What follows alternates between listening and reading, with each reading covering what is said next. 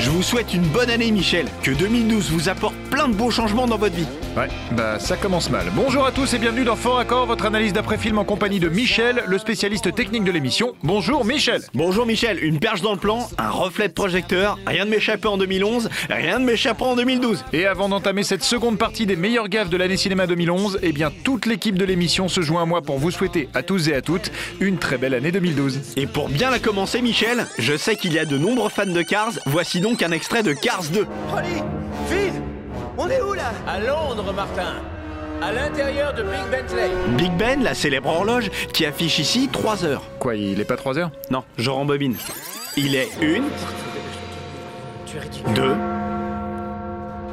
3, 4, 5 heures. 5 gongs veut dire 5 heures. Oui, ça on avait compris. Bon bah c'est pas mal ça en tout cas. C'est plutôt rare de trouver des erreurs dans les films d'animation. Vous les voyez pas, c'est tout. J'en avais une sur Rango avec le bras de la Barbie qui change de côté, mais j'ai pas pu la mettre. Vous alliez me dire que j'étais trop long. Oui, bah là par exemple, vous êtes trop long Michel. D'accord, alors je zappe sur 127 heures. Au début du film, alors qu'il fait du vélo, il s'éclate par terre. Bon, tout va bien. Il se prend en photo avec son vélo pour immortaliser la chute. Sauf que, une seconde avant, son vélo était là. Ah ouais, mince, un Fort Accord. Ça tombe bien, c'est le titre de l'émission. Je passe à Fighter. Très bon film. Qui n'est pas exempt de faux raccords. Vous voyez ce petit ring de boxe en plastoc sur la table? Oui. Mick, c'est quoi le problème? Le problème, Chris, c'est que ce petit ring n'arrête pas de disparaître et réapparaître. Là, il y est plus. J'avance un peu. Je m'appelle Charlène. Il est de retour. J'avance un peu. Il peut aller à Vegas. Il est plus là. Ah, autant pour moi, il est revenu. J'avance un Oui, peu. c'est bon, on a compris le principe Michel. D'accord, alors je vais passer à Drive. Ah, c'est cool ça, vous allez mettre la gaffe que j'ai trouvée au cinéma. Au début du film. Ouais. Le commentaire sportif à la radio. C'est ça. Désolé, ils ont corrigé la gaffe sur le DVD. Mais rassurez-vous, j'en ai d'autres dans Drive. Regardez ce panneau, il est à l'envers. Comme l'écusson de Ryan Gosling qui est à droite et sa petite mèche à la noix qui est à gauche. Vous êtes jaloux Michel. Mais faut pas déconner, le mec Vous c'est... êtes jaloux parce que vous avez pas de cheveux. Oh, je peux faire mon boulot 2 secondes? Bon, comme vous voyez, l'écusson est passé à gauche et sa petite mèche à droite. Le plan de tout à l'heure a été inversé pour des questions d'axe regard. Toi, t'as l'air d'un type compliqué. Mais non, c'est simple, sans cette inversion, le jeu de regard aurait été dur à comprendre.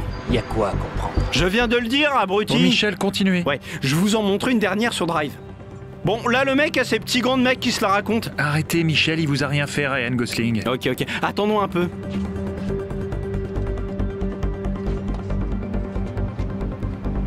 Voilà, il les a plus ses gants là. J'accélère un peu. Tac, ils sont revenus. Bien joué Michel. Michel, vous aimez les belles femmes? Comme tout le monde. Alors c'est pour vous. Ça, c'est mes meilleurs amis. Comme on peut le voir sur ce plan, pendant tout le film, Melissa McCarthy a un bandage à gauche. À droite. Non, sa main gauche. C'était pas clair. Si. Bon, alors son bandage est tout le temps à gauche, comme en témoigne ce petit medley d'images. Tac, tac, tac et tac. Sauf qu'il change de côté à seulement 2 moments dans le film. Ici, Je t'en ai volé 2, des petits chiens. Je les ai mis dans mon van. et dans la scène qui vient immédiatement après, je laisse défiler.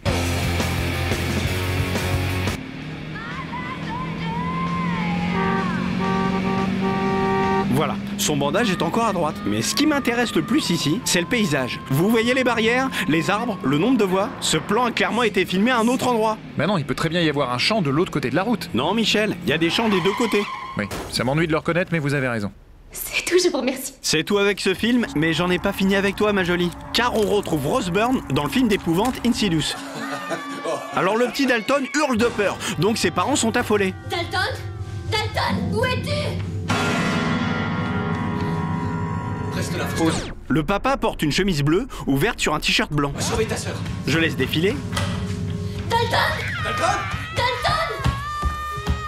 Un papa tellement inquiet pour son bambin qu'il prend quand même le temps de se ressaper avant de monter voir ce qui se passe. Regardez. Tu es tombé d'échelle, qu'est-ce qui s'est Oh Michel, il a juste fermé sa chemise. Et mis une cravate. Ah oui, bon bah d'accord. Mais je comprends pourquoi il est pas pressé. La vérité, c'est qu'il n'y croit pas à tout cinéma. Mais qu'est-ce qui vous fait dire ça? Il a certainement vu la machine à fumer ici.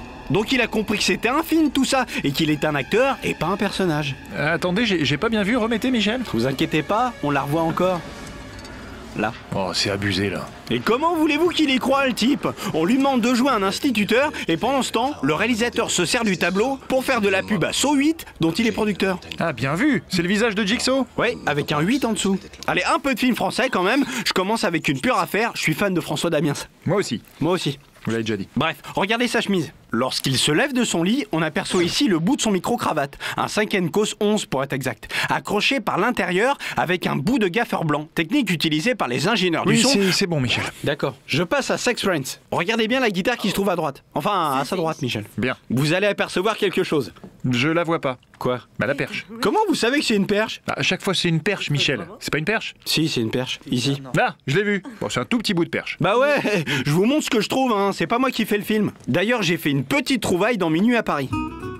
Si vous regardez attentivement en arrière-plan, vous allez apercevoir un homme avec un gilet jaune. Regardez-le, il essaie de se barrer en loose dé.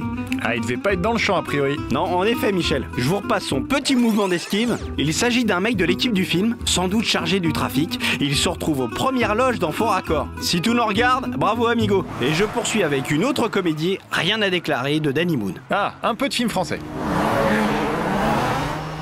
Regardez attentivement cette bagnole, je vais vous montrer un beau reflet de caméra. Où ça?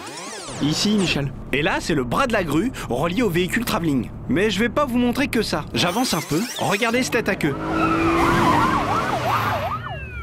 Pause. Si vous regardez attentivement le sol, il y a d'autres marques de freinage qui indiquent que cette prise n'était pas la première. Mais qui montre également la précision des cascadeurs du film, puisque les marques ne sont pas très éloignées les unes des autres. Je comprends pas ce que vous dites, alors je passe à une autre comédie, La Conquête. C'est pas une comédie, Michel. Bah moi ça m'a fait rire, surtout cette scène. Oui, je vois pas ce qu'il y a de drôle, mais... On parle tout le temps des talonnettes de Sarkozy, mais pour jouer l'immense Chirac, Bernard Lecoq, qui est d'une taille moyenne, il s'est carrément mis des pompes de drag queen qu'on aperçoit ici. Oh merde! Ah oui, là c'est ridicule. Oh, j'adore! Tu veux m'humilier? Je vous jure que non, monsieur. Eh bien merci Michel, c'est la fin de cette émission Best of, mais en 2012. Pas de blues, rassurez-vous, on se retrouve dans 15 jours pour un nouveau Fort Accord. Et j'aurai du lourd, du très très lourd. C'est nul votre phrase là, 2012, pas de blues. En plus, ça va être la fin du monde. Vous croyez à ces conneries, Michel? 21-12-2012, vous trouvez pas ça inquiétant, vous? Bah pas plus que 11-01-2011. Oh putain! Non mais c'est déjà passé, Michel. Ah!